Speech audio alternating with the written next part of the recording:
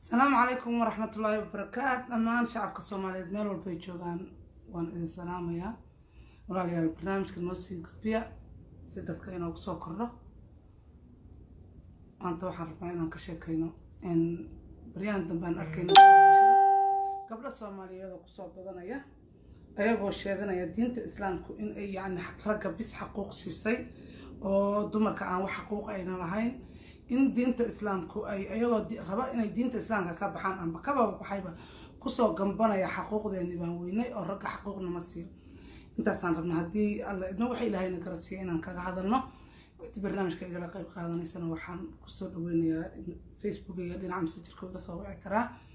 in marka waxaan idinka codsanayaa walaalayaal noo sii sheer gareeya maanta siyaasadii iyo arrimihii dowladda waa ka baxnay xaaladaasoo soo kordhaysa marka aan dib u aragnay oo aan fiirinay baan wax badan baan daawanaynay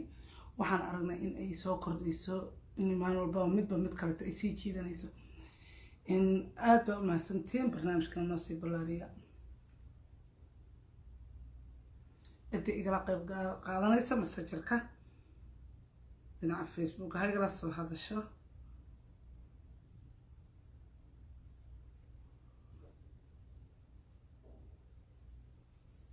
noo sii sheer gareeya si barnaamijka uu noogu sii ballaaraado maanta siyaasaddii waa ka nasanaynaa haddii alla idno waxaan ilaahay ka magan galaynaa oo aan dhammaanteen haddaan nahay ummadda Soomaaliyeed gaar ahaan ummadda muslimiinta in aan ka wada ducaysanaynaa cudurka xun ee adduunka baryaan aad u saameeyay in ilaahay uu nagu najeeyo oo ilaahay shartiisa naga wado meel walba aan joogno inaan isu ducayno waa waajib ilaahay baan ka magan galnay walaalayaal sida aad aragteen baryahan dambe baraha bulshada waxaa kusoo badanaya gabdha Soomaaliyeed oo dhahaya waxaan u doodaynaa xuquuqda dumarka ayagoo si kale oo dadban wax u raadinaya horta waa midoo diinta islaamka alxamdulillah waa nasteexo waa raxmad waa raaxo in ma aaminsani in diinta islaamka xaq gabdhaha ay leeyihiin inay marnaba ka tagtay waxaan nahay annaga weliba in dumarka weliba aad loogu roonaa in laakiin xifaaltanka ka dhaxeeya ragga iyo dumarka oo de kanaad ii qaban weyday iyo kanaad ahayd iyo sidaanaad ahayd ma aha in aad dhinac u jeedo amba diinta aad ka baxda amba kaba baxday inaad kusoo gambato oo aad tiraahdo xuquuqdeeni bayna siin waayeen waa kuwaa sidaasay nagu sameeyeen diinta islaamka maxaan ku haysanaa kala saar marka ugu horeysa xifaaltanka raggana kaala dhaxeeya iyo tan diinta islaamka taa culamadan u daynaynaa waxaan aaminsanahay 100% diinta islaamka inay tahay caadil si caadilana ay wax noogu qaybisay oo xaq inaga maqan inuu jirana uma malaynayo laakiin waxaad annaga ibn aadan ahaan rag iyo dumar ahaan aan is yeelnay ma ahan wacalaykum assalaam aan isku qabanay in haddana la yiraahdo diintiyan uga baxay diintiyan sida ahayd waa wax laga qurux badan yahay sheer gareeya kuwa gaalnimada sheeganaya amba diinta islaamka wax ka sheegaya amba ayaga xuquuq baan dumar u raadinaya dhahayaba waa sii gudbisiin baalka noo sii gudbiya waa aad dhagaysatiin qolooyinka waxaad aragtay ku hadlaya aad baa u dhagaysatiin waana jeclaysanaysid sababta markaa sheer gareynaysid oo aad daawanaysid waa wax dhagahaaga ku raaxaysteen aniga waxaan dhagahayga ku raaxaysan ma sii gudbinayo nadiif qaran barnaamijka noo sii gudbi aad baan ku salaamay qurxay baryahan waxaan arkay barnaamijkan in ay igala qayb qaadato waa jeclaan lahaa dad jaanis i hayso in gabdho badan oo diinta islaamka ka baxay oo diin ay haystaan anigu aan gara waayo oo dhaca xuquuqda dumarkan u doodaya xuquuq dumar uma doodayaan ee ayaga iyo diimaha ay galeen bay u doodayaan tan anigu aaminsanahay xuquuq dumar uma doodayaan xuquuqda dumarkana ma ahan adoo u doodaya in aad diinta islaamka uga baxdo diinta islaamka ayaan ka baxay xuquuqda dumarkan u doodayaa waa laba aan is qaadan karin oo aan isu dhaweyn oo shaqo isku lahay xuquuqda hadda u doodaysa xaq inaga maqan oon ogahay oo ilaahay yani nus oo inooga dhigana anigu ma ogi nadiif yuusuf waa ku soo qabanaya walaal يعني واحد نجا مقن ما جرتو لكن حفالتن ير أننا دحدينا رجع دبر دحدي ساعة واجرتها taas marka adoo ku soo hoos gambanaya oo diin aliya diin aad haysatanahayn ma ahan inaad tiraahdo raggeeni baa la baabiyay raggeeni baa yeelay xuquuqda dumarkan maxay ay doonaya xuquuq dumar ma raadinaysid diin baan faafinaya iyo diinta islaamka in laga baxaan rabaa dheh diinta islaamka in laga baxaan rabaa oo ma raba diinta cusub anigu aan qaataan u socdaa dheh ee ma hadhihin hana ku soo gambanin xuquuqda dumarkan raadinaya hadhihin dumarka xuquuqdooda sida laguma doono in diinta la ijaafeeyo laguma raadiyo in diinta wax laga sheego laguma doono maanta siyaasadda wax ka nasanayna siyaasadda maanta xagga noo dhigaysiin sababta waxaan aragnay bariga bulshada ay aad ugu soo badanayaan gabdho Soomaaliyeed oo dhahaya xuquuqda dumarkan raadinayna ayagoo diinteena caayaya ayagoo maxay ahayd isheeg waxay doonaan ku hadlay marka ma ahan inaan u sheegno waa xaq diinta aad aaday baad rabtaa in aad baahiso ee ma doonaysid xuquuq dumar ma raadinaysid dumar uma doodaysid diinta anigu aan qaatay waxay doontaa ku ahaatay baan rabaa in aan baafiyo amba aan baahiyo laakiin ha nagu soo gambanin annaga ha nagu soo gambanin ha ku soo gambanin dumarka xuquuqdooda ma raadinaysid sababtoo ah habka aad wax u doonaysid ma ahan dumarka xuquuqdooda ma waxa lagu raadiyaa ilaahay oo aad caydo ma waxa lagu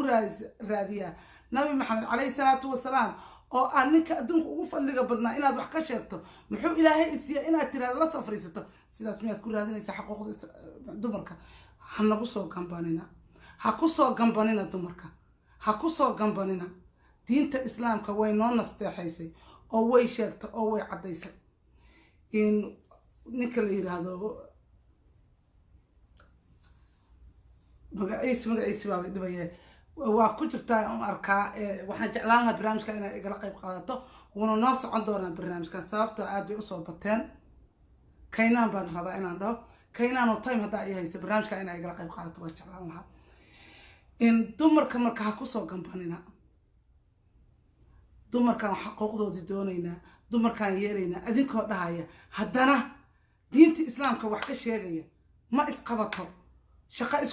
shaqo isku leedahay ma aha waa soo badateen waa nagu soo badateen baraha bulshada dhan adinkaa qabsaday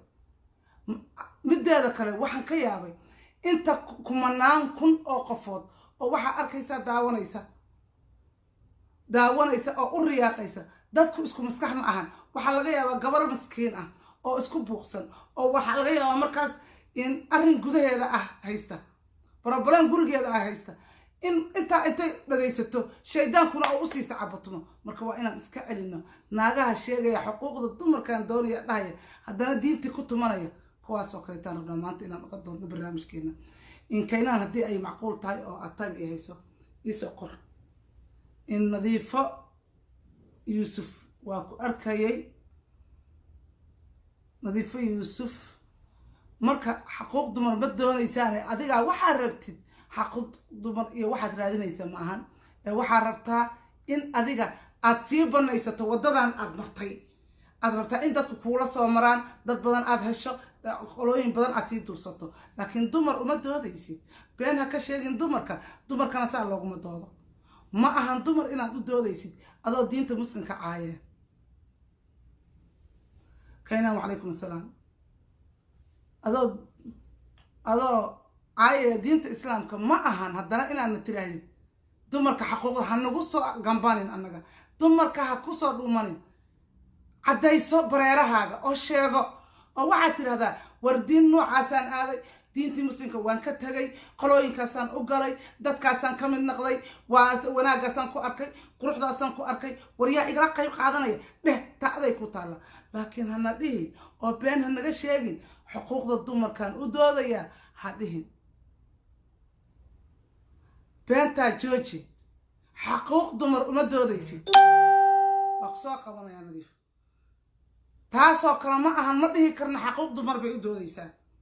ولا جدوين كلا الذين waxaan ka yaabanayn baryahan gabdha yaryar oo qurqurxa badan oo intay soo baxaan isqa qaawinaya bal ilaahay baan kugu dharshay taayarta see wax ugu sheegi karnaa taasoo kale taa meesha u soo fadhisa taasoo kale u joogto dhaysa xaquuqdeeni baa naga maqan oo diinta islaamku waa sidaas oo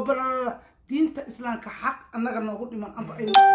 noo ka daciifiya male sida ay ahayd baan xaqeen uga haysanaa xifaaltan iyo waxoogaa wax rag nagala dhexeeya way jiraan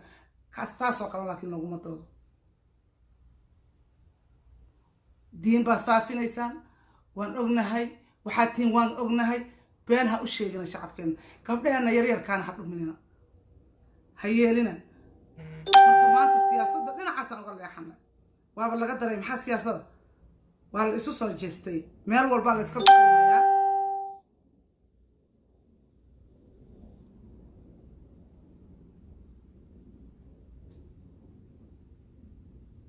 nadiif soo wac adiga marka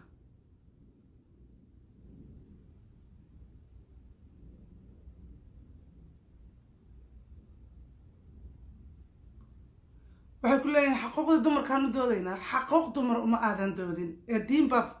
aad faafinaysay diin adigu aad qaadatay waxay kuu doontaa kuu ahaatee waad rabtaa inaad dadkii aad kula soo dhuumato xaquuq dumar baan raadinaya xaqeenni baa naga maqan ragga sow na dilo ragga sow kana baabi'iye ragga kan sow balaayada nagu dhigay dumarka laftirkoodu ma shar yara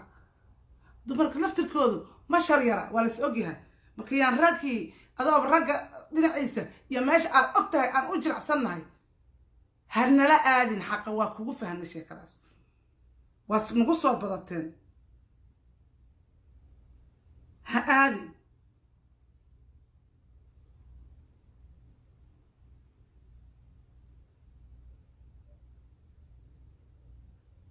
hanala soo aadin xaq dumar ka maqan yahay male xifaaltan baa ragga nagala dhexeeya waxyaabaa yareer aan isku haysana waa ay jiraan laakiin taas adoo ka faa'iidaysanaya maskiin iska dhibaataysan amba gurigeeda wax ka jiraan barabaraan ka jiraan been ha u sheegin kaa yeeli mayno wax badan baan idin dhagaysanay wax badan baan dumarkeen aad been u sheegteen marka inaad maalin walba nadiifa yuusufyaashu waa badan yihiin marka waxaan kaa codsanaa inaad adiga isoo wacdo quruxay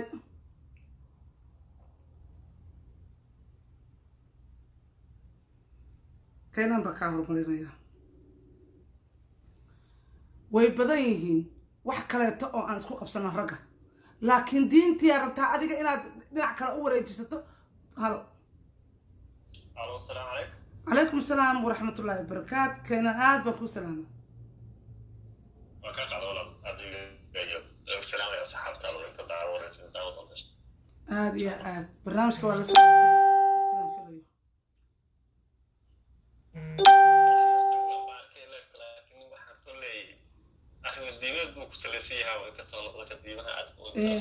فيليو مايا عن وحير كوتشل أيه دينته يعني ما تشعلي أن لفتكيها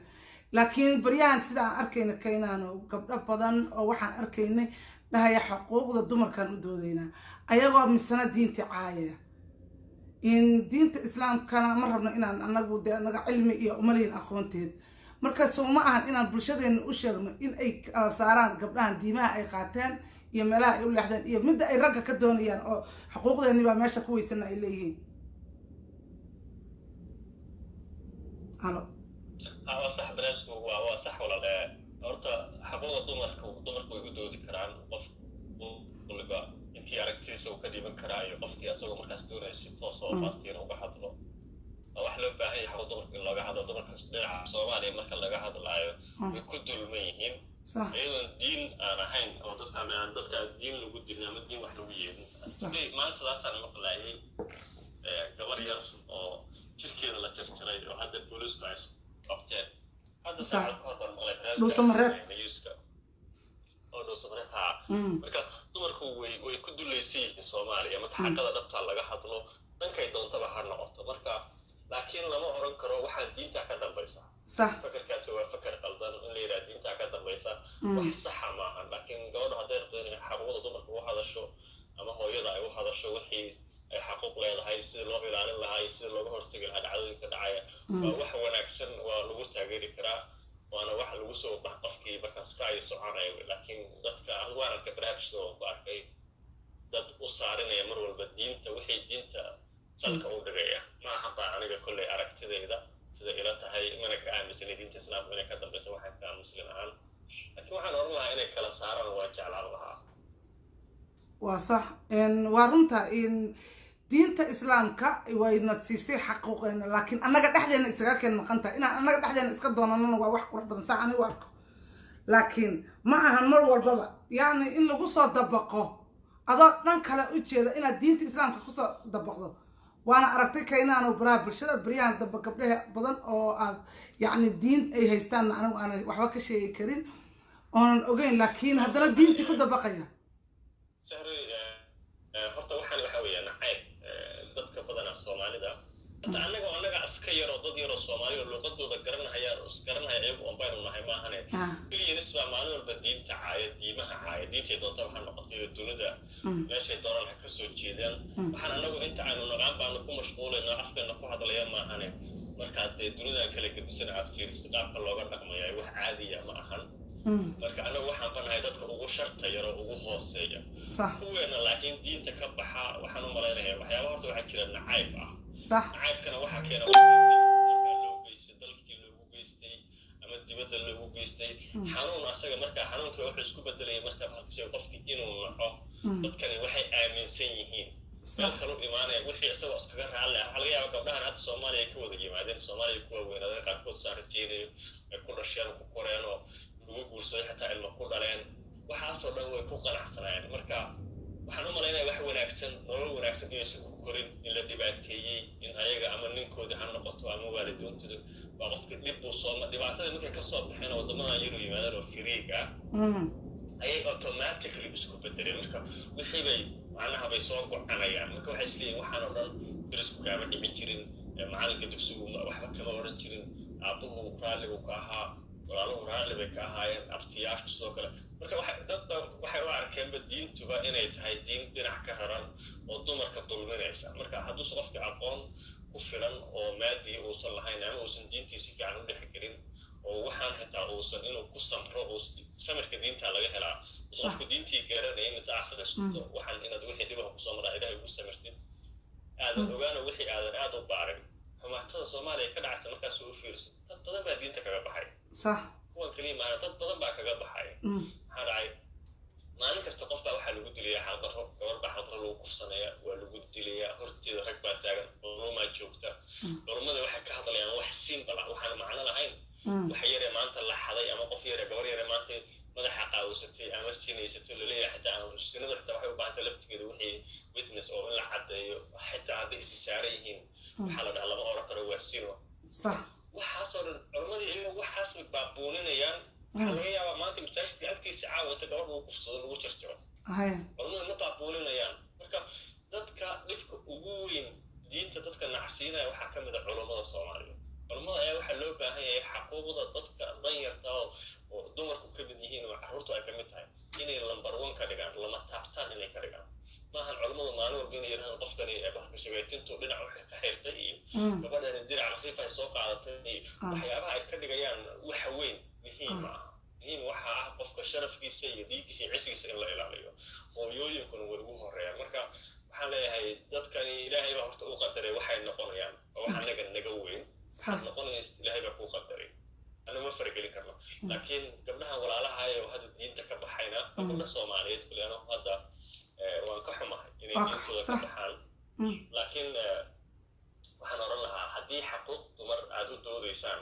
ستيب لي أو صحة أو معناها قوانين ومراجرتها أو رفض سمايستها جرتها وسكوتها كولا حاضر إذن كون معناها عرات كلاتو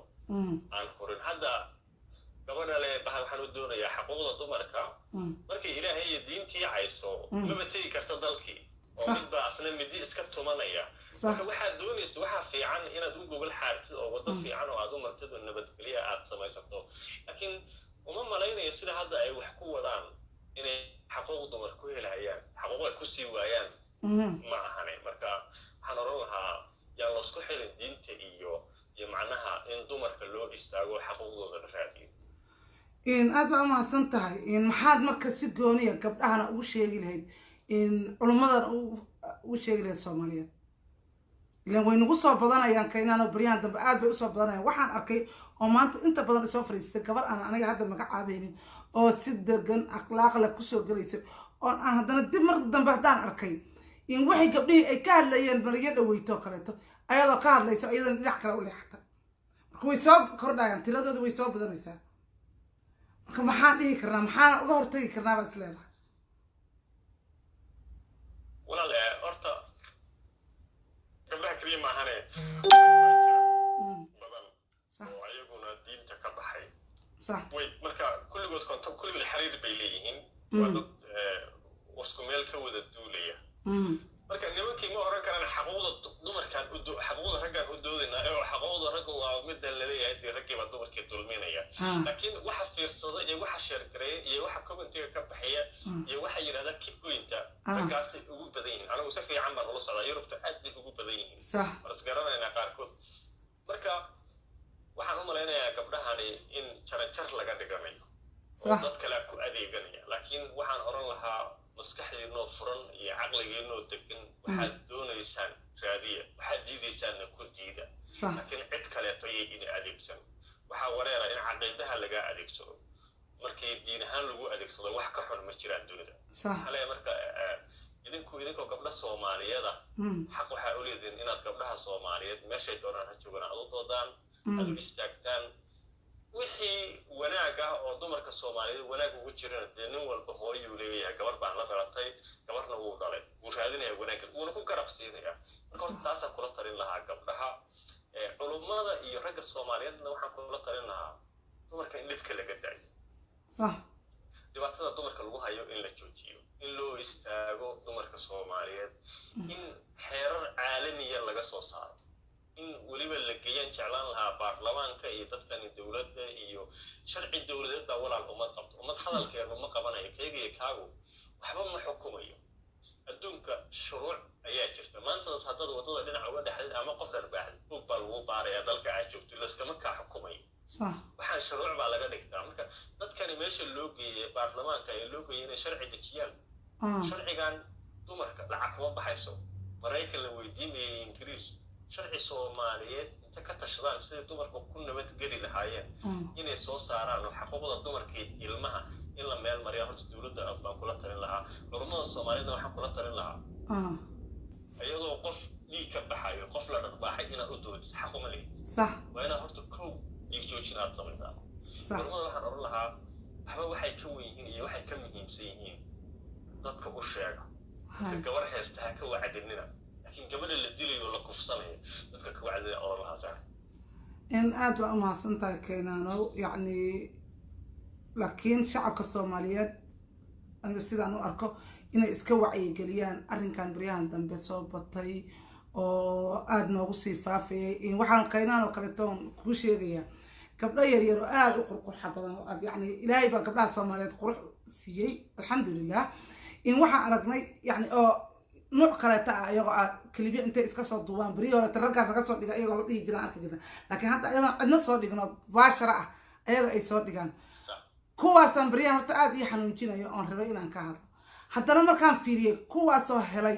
gabdhahaad og tahay oo sidaa aragta ay laftirkooda aftahanada u ah ee diintii faafinaya kuwaas ay helaan maxaad u malayn karaysaa ma dhibi yara saxroy sida anagu u malaynayna maaha waxani waa arkaysigay rag waaweyn baad ba arkaysid oo dumar isku bedelay ya saatar duni waxaanu saaranahay xarkihii loo jaray صح اللي يري لنك هادون تقولق أفرت برجو marka waxaan oo dhan waxa xakameyn kara dadkeenu waa Soomaali dal iyo dad baynu leenahay waanin annaka noo taala ayaa xakameyn karta sharcigu yaala markuu qofku khiyaano qaran ku dhaco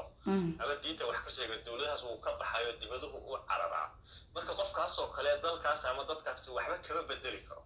qof astageeba carabay marka anaga waxaan u baahanahay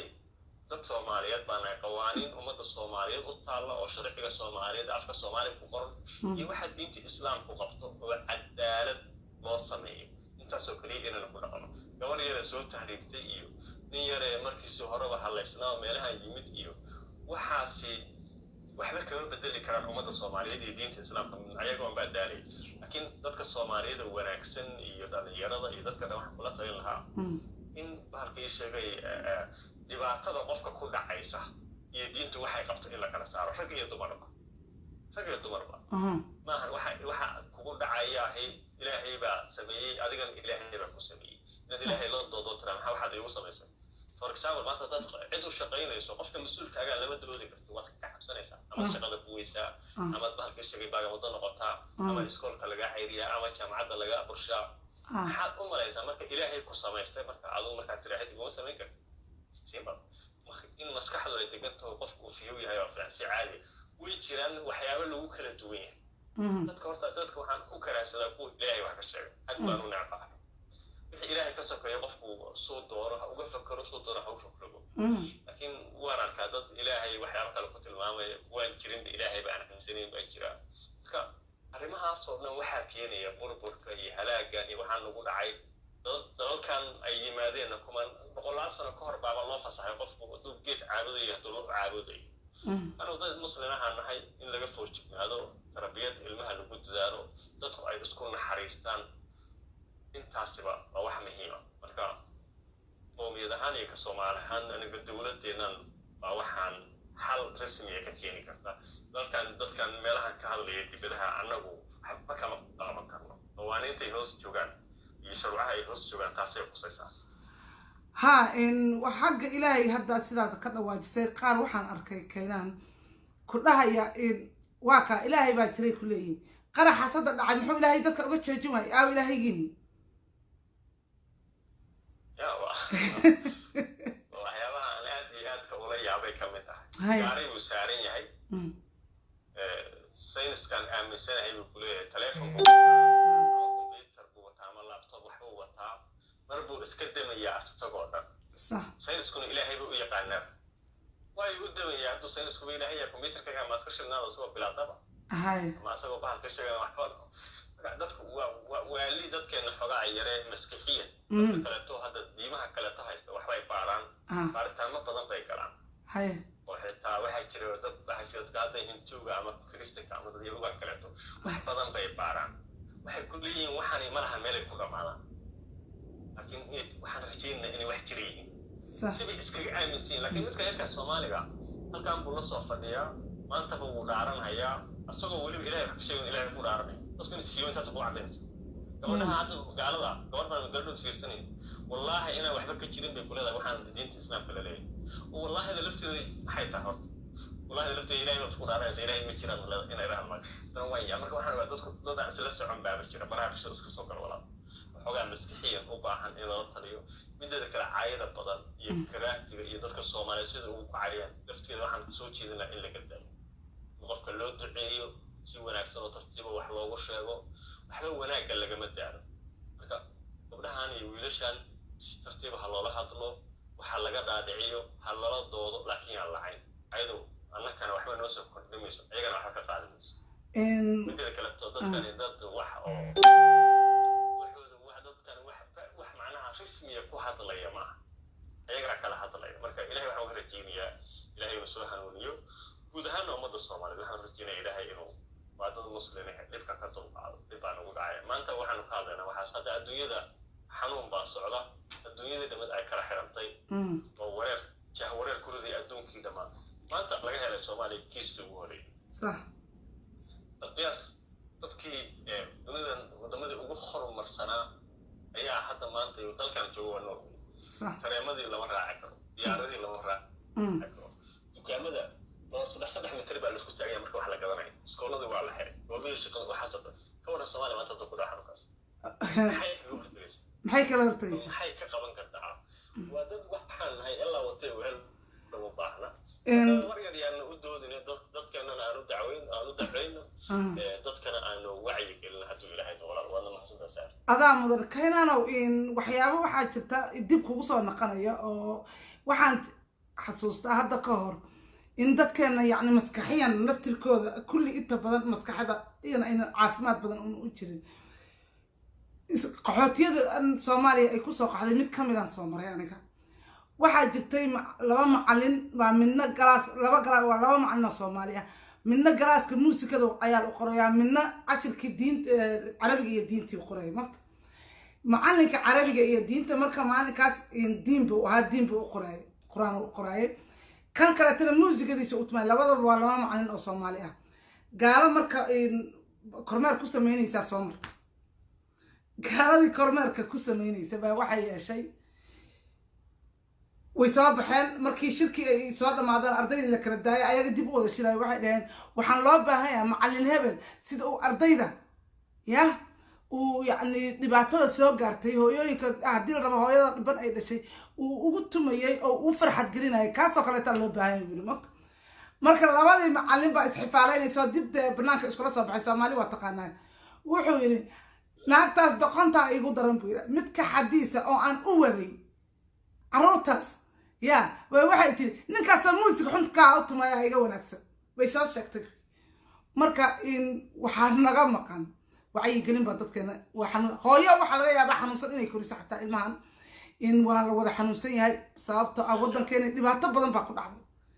waa la qaxay waa la dhibaatooday gabar yar waxa laga yaabaa 14 year 15 year jirta in hooyadii abeed bariga ugu dambeysay dhaqan may arag marka gabadhaas markaan dhaqan ma arkin aan leeyahay ha kusoo sare waxa jira dumarka diinta ka baxay hadda wadama yurub arin yar aan isku taxalluujiyay baa wallahi jira oo kula wadaagi doona صح gabdhahaas dhibaato ayagoo dalka joogin iyo kuwa qaarkood wadamada joogay ayaa rag baa waxay marsiiyeen dhibaato cadaab adduun bay qaarkood marsiiyeen صح waa arin aan baaray oo macnaha aan aad iyo aad aan u sii galay صح waan arkay dadkan diintii ilaahay iskaga qaldamay raggii iyo ilaahay baa iskaga qaldamay صح aniga iyo ilaahay baa isku si bay noo soo qaabilayaan qaarkood nooga hadlayaan dadkan gabdhaha fiiriyay waxaan ogaaday inaysan ahayn waxaan diine ay tahay nacayb bay u xanuun markaan ragga Soomaaliyeed hay xanuun ay u qaadeen hadda ma doonayo in halkan kaaga sheego laakiin waxaa jira dhacdooyin aad iyo aad u fol صح baraha bulshada ka hadla qaarkood la soo marsiiyay صح qaarkood xitaa naftooda la rabay inay ku waayaan oo qaarkood intaasoo bilood ay isbitaallo ugu jireen oo kooma iskaga jireen صح marka indhaha soo kala qaadana linka madow Soomaaliga ayayba kaga dhigtay marka ninkii madoobay ee Soomaaliga ahaa ee dhibaateeyay iyo ilaahay bay marka isaga dhaxyaacay hawa iskaga dhaxyaacay hay marka qofka duusan samir iyo iimaan wixii uu ku qaato inuu yeesho iyo inuu leeyahay qoriga qacay waa isla tuuraa oo choice waa soo baxay kan bayna qaadatay kulay beeqateen qaarkood u fududaaday inay waxaan diintooda iyo ragga isla tuuraan marka walaal arrinkan waa arrin qaarna xanuun ku beermay weeye waxaa jira ayagoo laftooduna business ka sameey صح qaar business ka sameeyana way jiraan oo ayagu shilimaan ku raadiyo oo kaniisado iyo dad diimaha halkaashay ku shaqeeya xiriir la leh oo loo diro wadamada loo tirtira waa loo qaybiya wadamada muslimka ah sida tawliiqan muslimka ah intay wadamada Yurub u soo aadan ay dadka diinta ugu sheegaan ayay leeyihiin sidoo kale marka Soomaaliya lafteedu waa dad dhinac ka raadin cusriyiin ah qofku markuu qof Kristaan yahay qof inaad qof bin aadan u aragto aaminaadiisa aad kula yaabto ma qofka ilaahay baa dooray inuu saan noqdo adigu waxa ma bedeli sheegan baad leedahay dadka Soomaaliyeed waa ku nool dalka Kristaan ku noolahay caruurteena dubiin anna ku deganahay dalka oo dhan baa Kristaan ka war yar ee Kristaan oo Soomaali aniga wax weyn baa anigu uma arko markaan maxaa meeshan joogo dhan baaba dhinac ka raaranay ilaahay baan ugu talagalay laakiin midaan yari waxa laga yaabaa luqadeeda iyo say u hadlayso inay xoogaa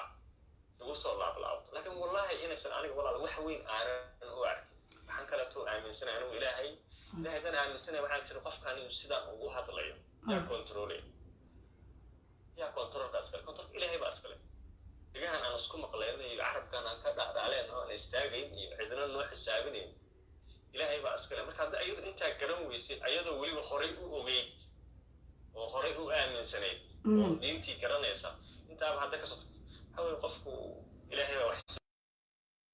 waa rajeynaya ilaahay subhanahu wa ta'ala inuu soo xanuuniyo dhamaantood يعني هنوك إلهي بس كله إن مدة أجوب بدن أو عن يعني قبلها إن سوى نكسن الله هذا رأي الدمر بوي عليهن إن سوى نكسن أجرع سن الله هذا لكن سو معهن إن أنكهر تغنى أنت كلت يلقوا لفتر كود يدوسنا يان ويصدق قلدم وحوش يان بس كبر يرو عن دين بدن الله أقوام بدن الله حنون بدن أج دبعت رج دبعت درتيس يعني كلا جرام وعي إلهي أبورت يرنك يحمي darteed waxyaabaha aragta u sameynaya soomaha marka inaan ka wacyi gelino oo aan u sheegno culimo u diinkeeda laftirkeeda culimo u diinka ay yani arrimahaas oo kaleeta si wanaagsan uga hadlaan aad iyo aad waa loo baahan yahay walaal in laga wacdi geliyo waa loo baahan yahay bahalkii sheegay waxyaabahan dhacaya oo dhibaatooyinka inay wax ilaahay xaggiis ka yimaada ay yihiin qofka biniaadanka ay qabaasku qof kale biniaadan ku sameeyana ay biniaadanka ay ilaahayna yahay midka ugu dambeyn kala xaq siinaya taas waa loo baahan yahay marka anigu waxaan u baahan inaynu wacdi gelino wacdi gelinta marka fiir hadda caruuraa jira iskoolada wada aadan iskoolada dhan waxaa ku jira xiisado diimaha kala duwana baa ku jira weli wadamadan anigu waa la joogo ilmaha waxaa jira dawaalidiin baa tiiso dacwadad waxay ilmaheena marka xiisada kristanka la dhigayo ilmaheena waa in banaanka loo saaro anu uma malaynaya inay sax tahay sax maaha cunugu wuu iska fadhin karaa qasab maahan cunuga in la yidhaha soo xafid wax صح وفردين كرا عنكو ودقيسن كرا وبيح كرا المها waxay korayaan ayagoo garanaya waxaan laga sheekeynay adigu laakiin hadii aad baarka sheegay xiisada kaliya ee laga yaabay isbuuci inuu 7 saac ama 8 saac oo macallin wax ka soo dhageystay haduu cunuga uu kristo ku noqonay adiga waxa tahay qof aan islaam dhaba ahayn saare cunuga ala dhalay adigu guriga ku degan yahay boqolkiiba 60 waqtigiisa ala la qaata صح inta ugu badan kasto adaa la jooga adaa diintiya waa inaad adigu diintiisa bartaa waa inaad adigu dhaqankaaga bartaa waa in si aad chance u soo helin inuu wax kala galo markuu firiigaya adigu waa inaad naxariis tustaa oo ilmahaaga adigu aad wacyi gashataa laakiin anigu uma malaynayo iskool yaroo cunugku aaday iyo meel yaroo qofku uu safar u aaday inuu diinta ku bedeli karo uma malay waa qof markii hore bedelnaa ama basically uu aaminsan yahay aysan jirin laakiin intooda badan dadkan hadda diimaha ka baxay dad علمي كيس كليا ما هن علم ديني أنا لما هذا وضع عريسان واحد إن شاء الله ورجينا سامين ويا ولا معنا إن شاء الله عاد بقى ما سنتي كينانو سيدا عاد برنامج كيقلا قيب قادتي إن وحن جعلان لها برنامج شكلته أكوان لحريرة إن تقلا قيب قادتها دي الله يدمه إن واحد شيء كلته عن برنامج كان برنامج كحاجة إن عن ربع إن عرورة بدن أورنال كقاطي أما أيقو يرير ضد أي كينان وارد كده أيام الله سبحانه وتعالى لكينين قالوا لنول قاركود أيقون كريستامين ضدك أنت بدن وي كريستامين أما قالوا ينقدر أما وقف عندي تأيير هذا كوا بدن أو أنا عن وحكة أوجهاي أو عن يعني أن الرماس وقالت إن قاعد لهم عروراسنا الكقاطي إن أين أهين كل كوا دينتك ولا بحي قار كم إذا أي كبحين قار كم إذا أي ولي يعني كوا أنا نقوى عن أرجني إن باتوين بدن لكن أي كسر قارتي إن واحد أركيه مع الويتو ويليرو اللي هي دينتو كبحي oo lama aasi kara la yiri arin noocaas oo kale oo aniga aad si wanaagsan aan wax badan uga ogahay inaan ka hadlo barnaamijka xiga walow bariyaan aan shaqana la aadaynin guryaha la joogo fasaxyo iska dheeraadeen insha Allah wala arurta horta diinta ka waxaan baa wixii 10 sano ka sax damada kulay marka joogtidii wadamada Yurub iyo Mareykanka tiin kulay diin kama bixin ku diin aaminsan oo ma lahan wax oo loo marka loo taqaninay ama loo dilayahay ma jirto shuruucda dalka u taalo qofku 10 sano dhaafo go'aanka asagu iska leeyahay wadamadan laakiin anaka waa 15 sano cunugu markuu joogo dalkeena diin looga baxee badalkan aanu nimid meelaha diimaha looga baxo ama la isku bedelo marka madal halka aanu nimid cunug yarkaahay ama 7 jir hadii lagu wato ama 10 jir hadduu cunugu waalidka iska maqnaado 9 sano ama 8 sano totally diinta islaamka waxba kama garanay hadana badan tuuco ka baxa صح maxaa dhacay waxa waliba hawl waa faraq hayn bay tiraa Soomaalidu inuu yaro dugsi quraan loo diray kala lahayn baaqi sheegay aan meel islaan jooga la geeynin laga ilaalinayo dadka islaamka ama dadka Soomaalida qol ku xiran islaan gaala ama ciyaal gaala iskala jooga waxay sameeyaan la sameeynaya habartu la jooga iyadoo qaawin guriga dhex wareegayso diinku ma jirayo laakiin asagoo de ka weyn 16 ama 15 hatta sano haduu yimaado kulli waa laga gaari karaa marka qofka weydiinaya ka sii waalaba diinta ma ka baxday mise ku jirtaa inuu yaro la qaatay sida walina de teenage arkay ما يكينا هذا برا برنامجكاس إن برنامجكان كوسو دباقة لكن حياة بدنا نقولها جدته ونقول وذا جدا هدي على إنه أنسي كوني أنا برنامج كوني أنا قد كنا هدي على إنه إن شاء الله عاد بنكار ما هذا علينا يا سيد ومرة بعدين مرسد حاجة إن ولا ليال برنامج كان برنامج كحجنا سيدا تهرب إيجا مقشين بنرمنا إنك سو خاطر نذيف فقرنا يسوع وعد إيجا حدي أد برنامج كإيجا قيب قادنا يستقول حي أو تايم كأد ولي إيه هيسد إن برنامج كذا إنه وحنا مالين يا بريان بدل ما في صحة أسكننا إن إسك صوب ضدنا ووحي وعي قلنا أو ضد كان عن كو وعي قلنا كرنا عن صوب ضدنا نذيف فقرنا اوكي هذا نكو اركي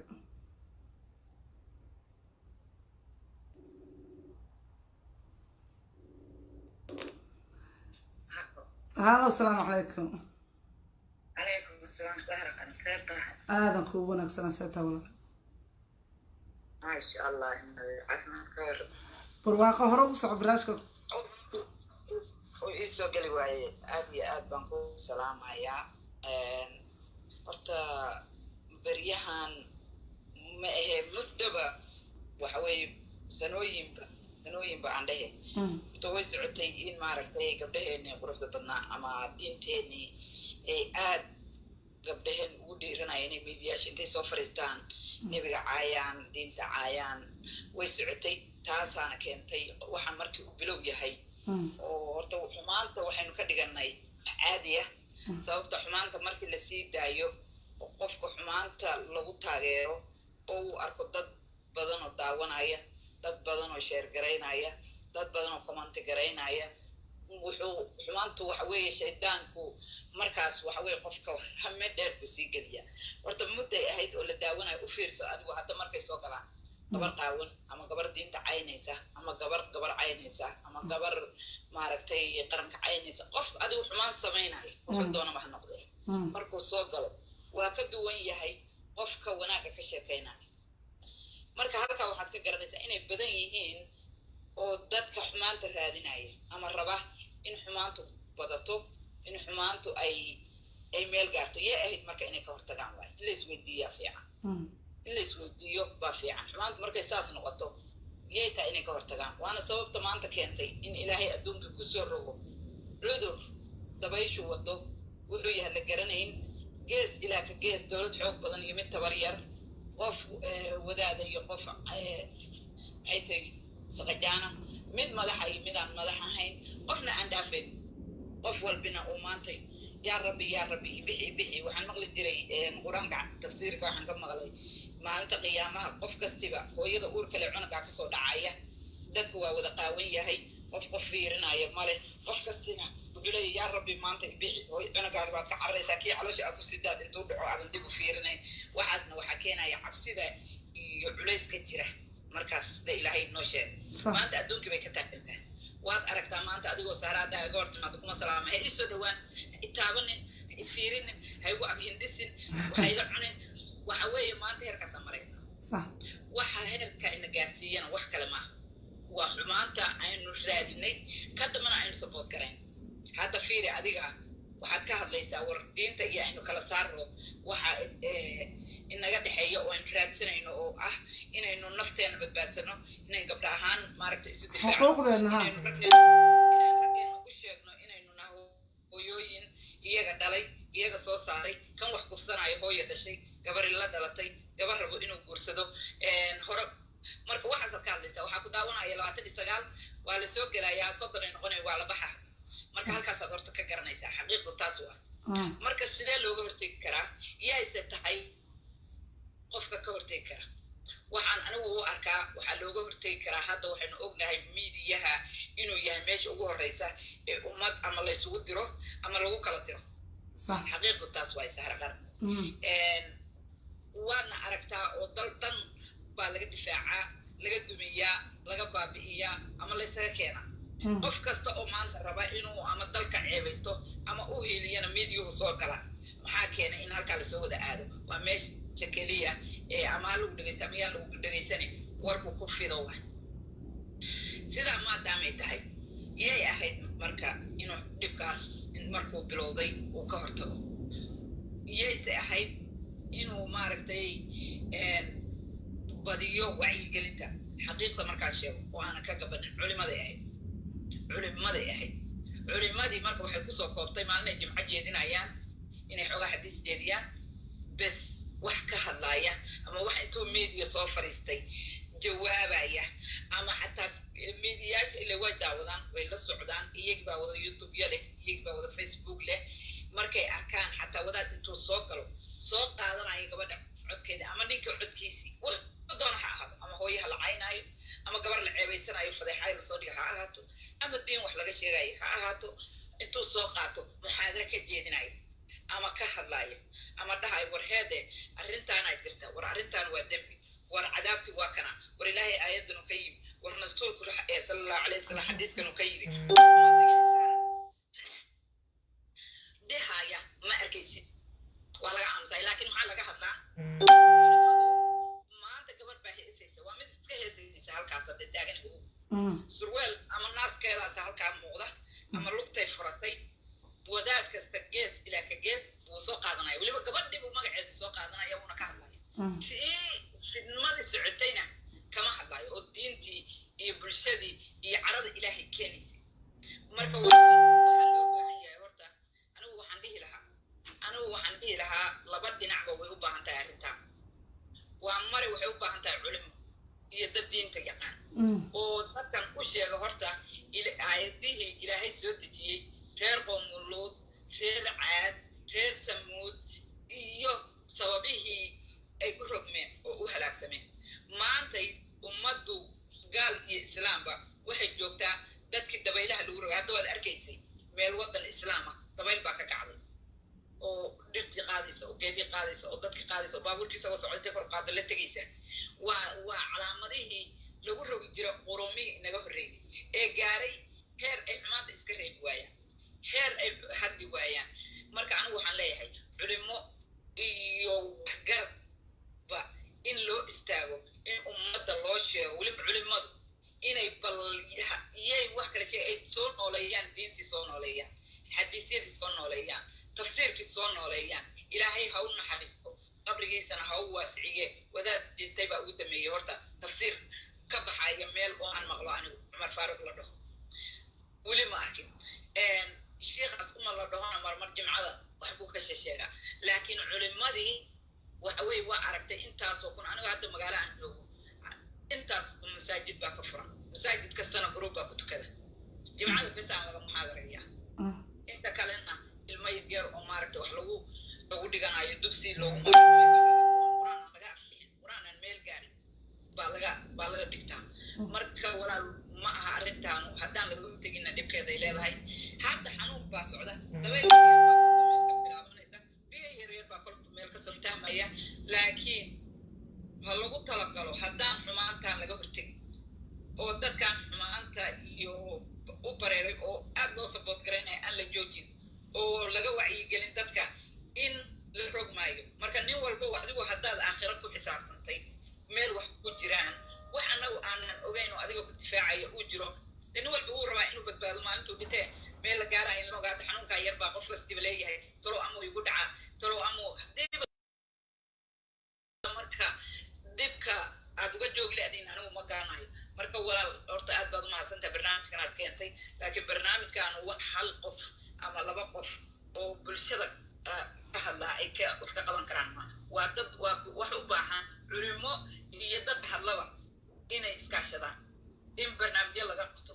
in laga jawaabo markaas uu taagan yahay laakiin dadka wanaag uu dhibaa hadda waa la sii yacaya sababtoo kuma socoto halkaas marka waxaad arkaysaa rasuulku muxuu inoo sheegay qofka qalbigiisu markuu maalintuu xumaanta gaaraba dhibic buu yeeshaa wuu madoobaada dhibic kalaa korka wuu madoobaada maalinta dambena wuu ximaa marka ummadii qalbiga waa xiran yahay wuu madoobaada culimadiina waxay gashay siyaasad qofkun siyaasad hadduu galo hawada laba isqaban karta maaha de awal waxaa inoo kala saaraa walaal diinta iyo siyaasadda way inoo kala saaraayen xumaanta iyo wanaaggu way inoo kala saaraayen maanta ma kala saaraa wixii dhan maanta waxa weeye hal kursi iyo hal dambiila bay ku wada jiraan marka sidee looga kala saari karaa oo dambiisha inta laga guro mid walba meesha lahayd loogu celin karaa anigu taasaan leeyahay wacyigelintuna waa inay badato gabdhahan iyo dadkan maaragtay waxaan leeyahay waxaa keenay maanta in nala kufsado in nala jarja hadda waxaa soo badanay gabdhihii markii la kufsado in la jarjaro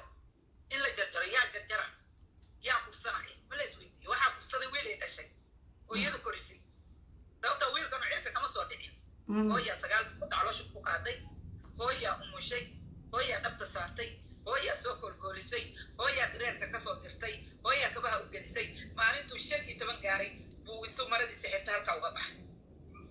ma garatay maalintuu 10 gaarana gabadhii ay dhashay buu ka kufsaday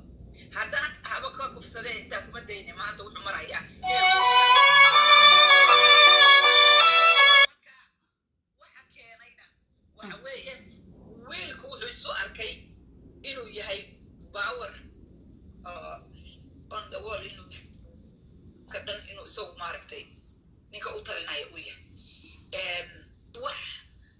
maaragtay ka hor imaan karaan aanay jirin marka anigu waxaan dhihi lahaa